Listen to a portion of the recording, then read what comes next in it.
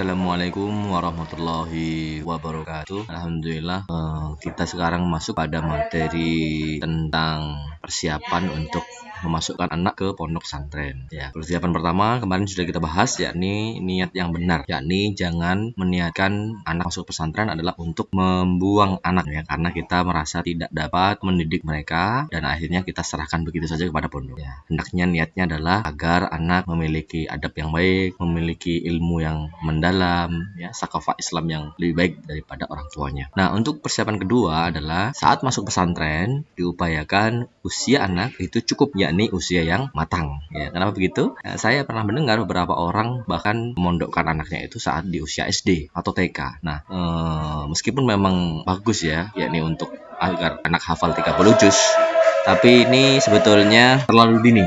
Ya, masuk pesantren di saat TK atau SD itu terlalu dini. Maka lebih baik memasukkan pesantren itu saat usianya cukup masuk pesantren, maka dia akan baik dalam hal kenyamanan di dalam pesantren. Dari Ubadah bin Samit, Rasulullah SAW bersabda, beliau SAW melarang memisahkan antara seorang ibu dan anaknya. Ada yang bertanya kepada beliau, wahai Rasulullah, sampai kapan? Gitu ya. Maka Rasulullah menjawab, sampai mencapai balik bagi laki-laki dan haid bagi perempuan, jawab beliau. Hadis riwayat Al-Hakim dalam kitab Mustadraknya.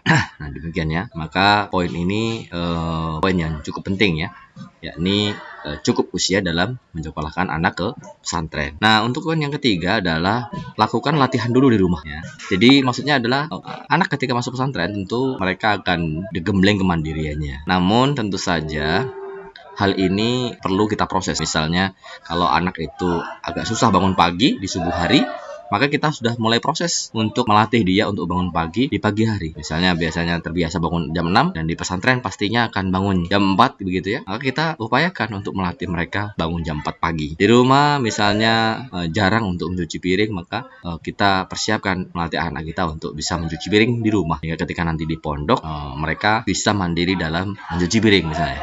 Ya. Karena kadang-kadang kalau di rumah mengandalkan ART, sementara ART itu adalah sebetulnya pembantu dari orang tua, bukan pembantu dari anaknya begitu ya. Sehingga kemandirian kalau kita sudah latih, maka kemandirian itu bisa akan terbentuk. Nah, begitu ya.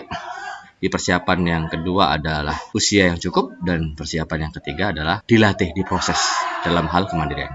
Demikian dulu dari saya. Wallahu a'lam bishawab. Wassalamualaikum warahmatullahi wabarakatuh.